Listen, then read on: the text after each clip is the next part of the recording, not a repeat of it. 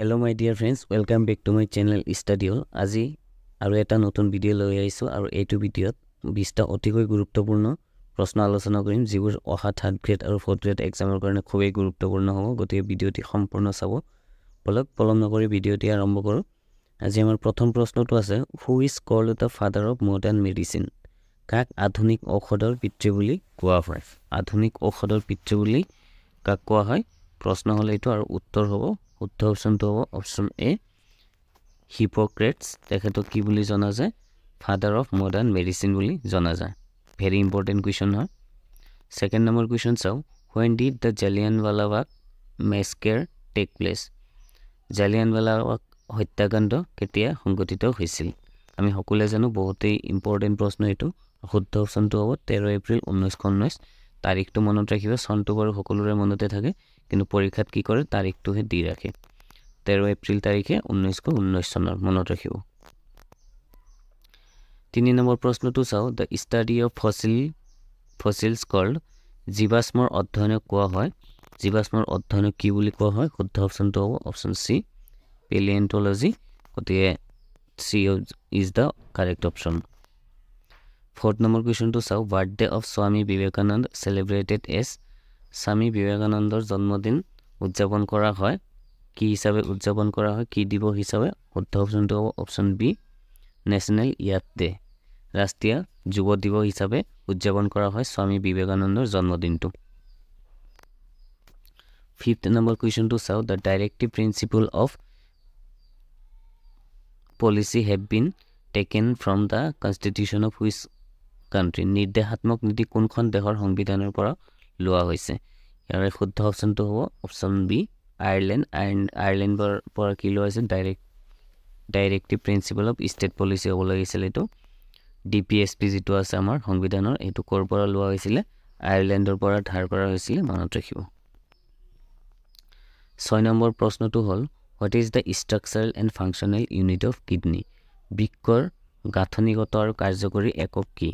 বৃক্কৰ গাঁথনিগত আৰু কাৰ্যকৰী একক হ'ল নেফ্ৰন মনত ৰাখিব আৰু নিউৰনটো হ'ল মানুহৰ সেন্ট্ৰেল নাৰ্ভাছ সিস্টেমৰ গাঁথনিগত আৰু ফাংচনেল ইউনিট আছে নিউৰনটো হ'ল সেন্ট্ৰেল নাৰ্ভাছ সিস্টেমৰ হয় নাৰ্ভাছ সিস্টেম যেটো আছে হেতুৰ ফাংচনেল ইউনিট হ'ল নিউৰন আৰু নেফ্ৰনটো হ'ল কিডনিৰ কাৰ্যকৰী একক বা ফাংচনেল ইউনিট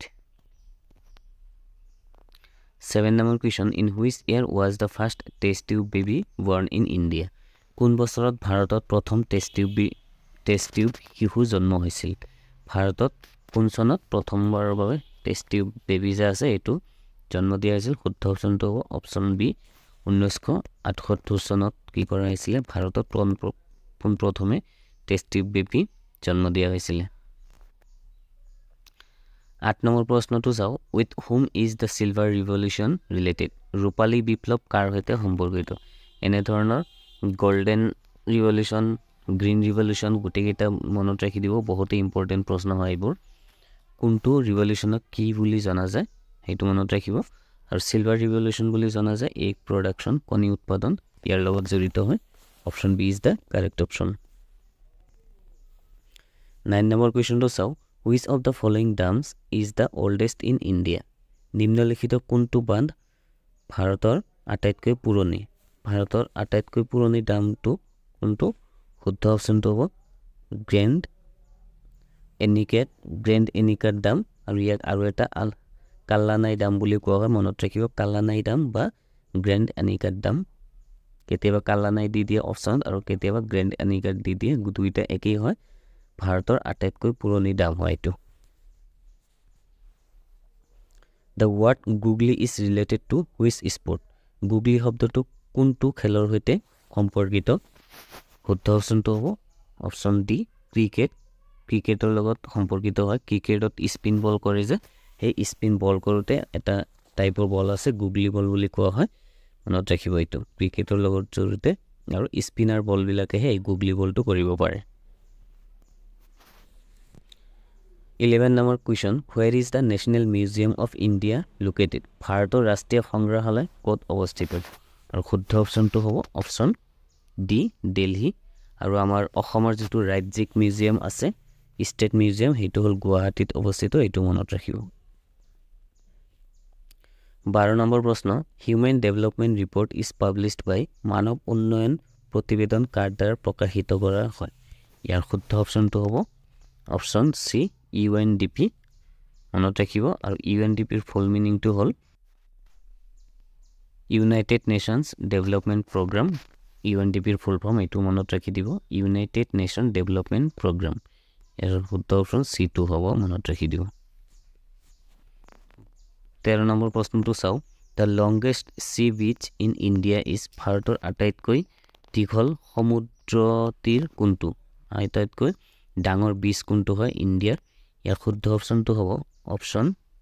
ডি মেৰিনা বিচ আৰু এইটো কোট আছে চেন্নাইত আছে মনত ৰাখিব চেন্নাইৰ মেৰিনা বিচ যেটো আছে এইটো হয় ভাৰতৰ আটাইতকৈ ডাঙৰ সি বিচ বে অফ বেংগলৰ ওচৰত আছে 14 নম্বৰ প্ৰশ্নটো চাও The Dead Sea is located between which two countries? মৃত সাগৰ কোন দুখন দেশৰ মাজত অৱস্থিত বহুত গুৰুত্বপূৰ্ণ প্ৰশ্ন এটো আৰু ইয়াৰ শুদ্ধ অপচনটো হ'ব অপচন বি জৰ্ডান এণ্ড ইজৰাইলৰ মাজত কি আছে ডেড সিটো অৱস্থিত হয় মনত ৰাখিব 15 নম্বৰ প্ৰশ্ন টবেকো এডিকশন ইজ ডিউ টু ধপাতৰ আসক্তিৰ কাৰণ হৈছে ধপাত যে আমি মানুহে খায় সেই ধপাতত কি বস্তু থাকে যাৰ কাৰণে মানুহে ইমান কি হয় আসক্ত হয় এডিক্টেড হয় আৰু ধপাতত থকা বা টবেকোত থকা মেইন উপাদানটোৰ নাম কি কেতিয়াবা এটো हुदे টবাকোৰ মুখ্য উপাদানটো কি ইয়াৰ শুদ্ধ অপচনটো হ'ব অপচন সি নিকোটিন নিকোটিন কি হয় যিকোনো ধৰণৰ টবেকোত থাকে আৰু নিকোটিনৰ কাৰণে মানুহে কি হয় ধপাতৰ প্ৰতি টবেকোৰ প্ৰতি এডিক্টেড হৈ যায় 16 নম্বৰ প্ৰশ্ন জিপিএছ স্ট্যান্ডস ফৰ আমি আজিকালি জিপিএছ টো সকলোৱে ব্যৱহাৰ কৰো গুগল লোকেশন যেতিয়া অন কৰো তেতিয়া জিপিএছ ৰ দৰকাৰ হয় এই জিপিএছ ৰ ফুল মিনিং টু কি ইয়াতে অসমীয়াত লিখিত অলপ উল্টা পাল্টা হল জিপিএছ হ'ব জিপিএছ ৰ full meaning to hall global positioning system option A is the correct option যেহেতু লোকেশনৰ লগত জড়িত জিপিএছ টো সেই কাৰণে পজিশনৰ লগত জড়িত হ'ব গ্লোবাল পজিশনিং সিস্টেম 17 নম্বৰ প্ৰশ্ন human used which metal first মানুহে প্ৰথমে কোনটো ধাতু ব্যৱহাৰ কৰিছিল ইন্ডাস ভ্যালি সিভিলাইজেশনৰ পৰাই ব্যৱহাৰ কৰিছিল প্ৰথমবাৰৰ বাবে কোনটো ধাতু ব্যৱহাৰ কৰিছিল হিয়তে প্ৰথমবাৰৰ বাবে তাম বা কপাৰ যেটো আছে হেতু কি কৰিছিল আমাৰ মানুহ বিলাকে প্ৰথমবাৰৰ বাবে ব্যৱহাৰ কৰা ধাতুটো হয় কপাৰ 18 নম্বৰ প্ৰশ্ন চাও which city is also known as the city of lakes in India কোনখন চহৰক হ্ৰদৰ চহৰ বুলি জনা যায় ইয়াৰ শুদ্ধ অপচনটো হ'ব অপচন এ উদয়পুৰ আৰু ইয়াতে বহুতো লেক আছে কাৰণে ইয়াক সিটি অফ লেকস বুলিও জনা যায় বহুতই দৰকাৰী প্ৰশ্ন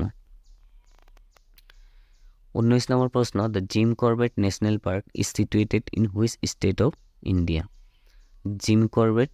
ৰাষ্ট্ৰীয় উদ্যান ভাৰতৰ কোনখন ৰাজ্যত অৱস্থিত বহুত গুৰুত্বপূৰ্ণ প্ৰশ্ন এটো ইয়াৰ শুদ্ধ অপচনটো হ'ব অপচন সি উত্তৰাখণ্ডত কি আছে জিম কৰবেট নেশনেল পাৰ্কটো আছে 20 নম্বৰ প্ৰশ্নটো চাও which river is also known as the yellow river কোনখন নদীক হালধীয়া নদী বুলিও কোৱা হয় ইয়াৰ শুদ্ধ অপচনটো হ'ব ডি আৰু ইয়াক সৰ অফ চাইনা বুলি কোৱা হয় চাইনাৰ নদী হয়তো হুৱাংহোটো ইয়াক ইয়েলো ৰিভাৰ বুলি কোৱা হয় আৰু সৰ অফ চাইনা বুলিও কোৱা হয় মনত ৰাখিব আজিলৈকে এইখিনি লগ পাম পুনৰ